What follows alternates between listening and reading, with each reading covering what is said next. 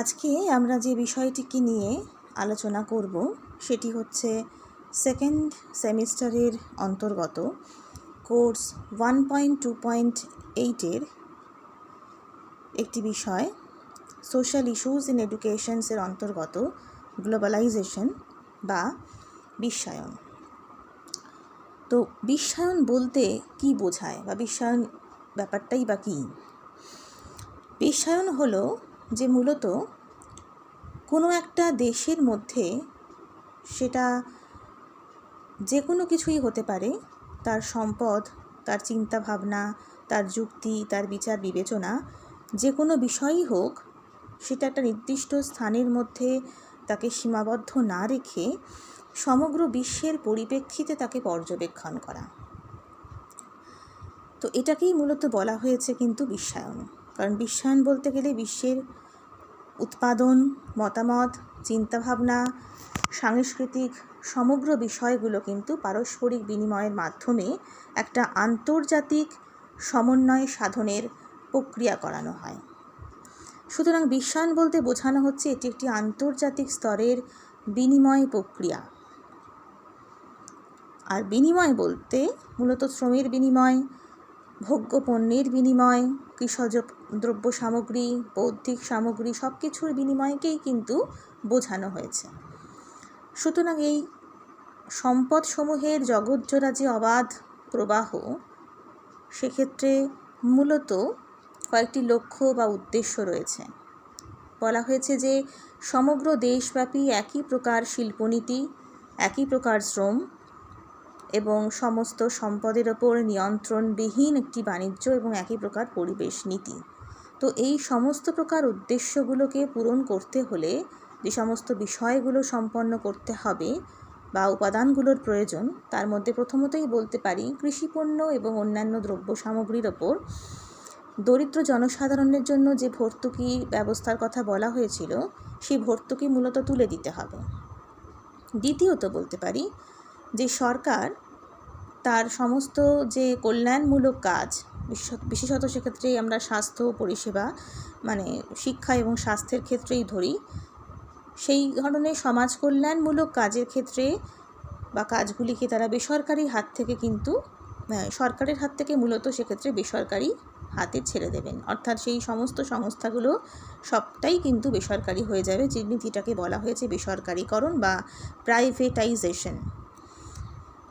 তৃতীয়ত বলতে পারি যে বেসরকারীকরণ হলে সরকার কিন্তু সেই সকল স্থানের যে সমস্ত সদস্যরা রয়েছেন তাদের প্রতি কিন্তু তাদের কাজের প্রতি কোনো রকম কোনো হস্তক্ষেপ হয়তো করবে না। অর্থাৎ সকলেই সেক্ষেত্রে স্বাধীনভাবে কাজ করতে পারবে। কিন্তু একটা কথা, যে তাদের এই পরিষেবা ক্ষেত্রে গুণগত মান কিন্তু বজায় রাখা একান্তই প্রয়োজন। কারণ গুণগত মান বজায় রাখার ক্ষেত্রে কিন্তু একটি প্রতিযোগিতা সেক্ষেত্রে তৈরি হবে। আর পৃথিবীর যে কোনো দেশই তাদের শ্রমটা ব্যবহার করতে পারবে। যেখানে হয়তো দেখা যাচ্ছে যে সস্তা উদ্বৃত্ত শ্রম আছে, তারা অবশ্যই সেক্ষেত্রে কিন্তু এখানে কাজ পাবে। তো এই বিষয়গুলো হচ্ছে মূলত আমরা বলতে পারি যেগুলো মেন কতগুলো উপাদানের কথা বলা হয়েছে। তো এখন যদি বলি যে গ্লোবালাইজেশনস অফ এডুকেশন, অর্থাৎ এই বিশ্বায়ন শিক্ষার বা শিক্ষার বিশ্বায়ন বলতে গেলে আমরা কি বুঝব? এক্ষেত্রে বলা যেতে পারে যে শিক্ষা কিন্তু কোনোদিনই স্থানীয় ছিল না। সেটা কিন্তু সবসময় কখনোই সেটা কিন্তু লোকাল নয়, সেটা কিন্তু সর্বদাই গ্লোবাল। তার কারণ পৃথিবীর যে কোনো দেশের জ্ঞানরাশিটাই কিন্তু অন্য দেশের জ্ঞানকে সমৃদ্ধ করতে পারে। বিভিন্ন দেশের লেখক লেখিকার গ্রন্থ, গবেষণাপত্র সবটা নিয়েই কিন্তু চর্চা করা হয়, জ্ঞানের বিনিময় ঘটানো হয়। গবেষণাপত্র অন্য কোনো দেশের পরীক্ষা করে থাকেন। তো এইভাবে কিন্তু দেখতে পাওয়া যায় যে সমস্ত প্রকার শিক্ষা কাঠামোতেই জ্ঞানরাশি কিন্তু এক দেশ থেকে অন্য দেশে কিন্তু বিনিময় সম্পন্ন হয়ে থাকে। এক দেশ থেকে অন্য দেশের মধ্যে কিন্তু সেটা সবসময় কিন্তু তার একটা মোবিলিটি রয়েছে। সুতরাং বর্তমান যুগের ক্ষেত্রে যদি আমরা বলি যে শিক্ষা কাঠামো কিন্তু শুধুমাত্র এক্ষেত্রে আন্তর্জাতিকতাই নয়, তার কিছুটা বেশি আছে। অর্থাৎ সমগ্রটাই কিন্তু বিশ্বায়নের দৃষ্টিভঙ্গিটা একটা বলা যেতে পারে যে অর্থনীতির দ্বারাই কিন্তু নিয়ন্ত্রিত।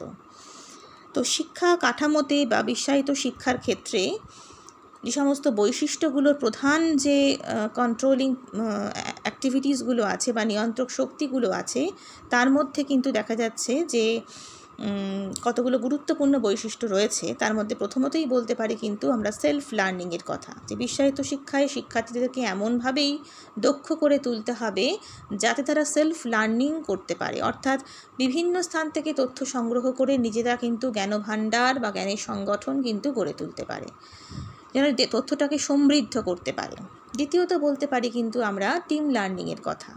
তথ্য এবং জ্ঞান এটি কিন্তু বিশ্বব্যাপী তার বিস্ফোরণ ঘটছে, এবং সেটা কিন্তু এককভাবে না হয়ে সেটা কিন্তু আমরা বলতে পারি দলগতভাবে হলে কিন্তু সেটা আরও অনেক বেশি গুরুত্বপূর্ণ। ফলে শিক্ষণের অন্যতম উদ্দেশ্যই হচ্ছে দলগত শিক্ষণে অনেক বেশি দক্ষ শিক্ষার্থী কিন্তু গড়ে তোলা।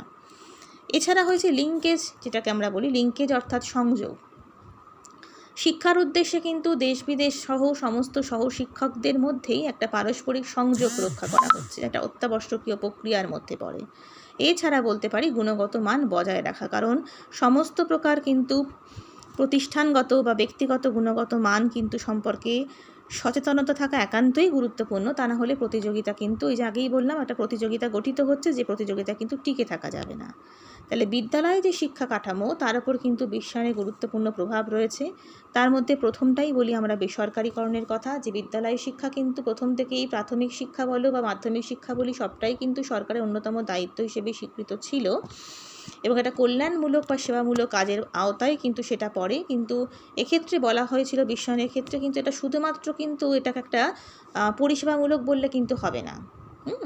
তো সেখানে সরকারের যে উচিত শিক্ষার দায়িত্ব কিন্তু ওখানে বেসরকারির হাতে ছেড়ে দেওয়া। তো এর ফলে যেটা হলো, এছাড়াও যেটা আমরা বলতে পারি যে শিক্ষার গুণগত মান বজায় রাখার জন্য বলো বা ইতিবৃত্তান্তের ক্ষেত্রে যদি আমরা দেখি, তো সেক্ষেত্রেও দেখতে পাই কিন্তু যে বিপুল পরিমাণ অর্থ বা আয়োজন প্রয়োজন, সেটাও কিন্তু সরকারের একার পক্ষে তার দায় বহন করে নিয়ে যাওয়াটাও কিন্তু সম্ভবপর নয়। এছাড়া আমরা বলি প্রযুক্তির ব্যবহারের কথা। তথ্য প্রযুক্তি বা অন্যান্য যে সমস্ত প্রযুক্তিগুলো রয়েছে তার ব্যবহারের সুযোগ কিন্তু ছাত্রছাত্রী থেকে শুরু করে সমস্ত রকম কিন্তু শিক্ষক সবারই কিন্তু রয়েছে। ফলে বিশ্বায়নের একটা শিক্ষার একটা গুরুত্বপূর্ণ বৈশিষ্ট্য হিসেবে আমরা কিন্তু প্রযুক্তি নির্ভরতার কথাও কিন্তু বলতে পারি। এছাড়া বলতে পারি কিন্তু আমরা মূল্যায়নের কথা, যেখানে আমরা দেখেছি কন্টিনিউয়াস অ্যান্ড কম্প্রিহেন্সিভ ইভ্যালুয়েশন, যেখানে কিন্তু শিক্ষার্থীর সার্বিক দক্ষতার একটা নির্ণয় করা হচ্ছে, সেটাও কিন্তু একটা গুরুত্বপূর্ণ শর্ত। তাহলে এখন আমরা বলতে পারি এই বিশ্বায়নের ফলাফল হিসেবে কিছু ভালো দিকও আছে, কিছু মন্দ দিকও আছে। ভালো দিক বলতে গেলে শিক্ষাটা একটা নির্দিষ্ট স্থানের মধ্যে আবদ্ধ হয়ে নেই, সেটা কিন্তু প্রযুক্তির ব্যবহারের ফলে ভিন্ন ভিন্ন সংযোগ ব্যবস্থার ফলে, যেটাকে আমরা বললাম লিঙ্কেজ বা টিম লার্নিং বলি না কেন, সব কিছুর মধ্যে দিয়েই কিন্তু শিক্ষাটা একটা পরিবর্তনশীলতার পথে অগ্রগতি ঘটেছে, তাই তো চলমানতা বৃদ্ধি পেয়েছে, মোবিলিটি পেয়েছে, এবং এটা একটা খুব গুরুত্বপূর্ণ দিক আমরা বলতে পারি। অভাবনীয় উন্নতি হয়েছে, প্রযুক্তির উন্নতি কিন্তু এখানে হয়েছে, সেই সুযোগটা কিন্তু শিক্ষাক্ষেত্রে অবশ্যই কিন্তু এখানে গুরুত্বপূর্ণ সুযোগ ঘটেছে, কিন্তু এখানে শিক্ষার প্রতি আগ্রহটাও কিন্তু অনেকের বেড়েছে, সবটাই ঠিক। কিন্তু বিশ্বায়নের ফলে তৈরি হয়েছে একটি অসম প্রতিযোগিতা, যার ফলে কিন্তু সামাজিক একটা বৈষম্যতারও সৃষ্টি হয়েছে। দুর্বল এবং সবলের এই প্রতিযোগিতার ক্ষেত্রে দেখতে পাই যে অনেক বিদ্যালয় কিন্তু বা অনেক প্রতিষ্ঠান কিন্তু আজ অবধি অস্তিত্বের সংকটের মুখে কিন্তু এসে পড়েছে, এবং ভাষা শিক্ষার ক্ষেত্রেও যোগাযোগের মাধ্যম হিসেবে ইংরেজি শিক্ষাটা একটা গুরুত্বপূর্ণ স্থান পেয়েছে বটে, সেই সঙ্গে সঙ্গে দেশজ ভাষাগুলো কিন্তু অত্যন্ত দুর্বল হয়ে পড়ছে, অবহেলিত হয়ে পড়ছে। সুতরাং এইগুলোই হচ্ছে কিন্তু বলতে পারি আমরা বিশ্বায়নের কিছু ভালো দিক এবং কিছু মন্দ দিক।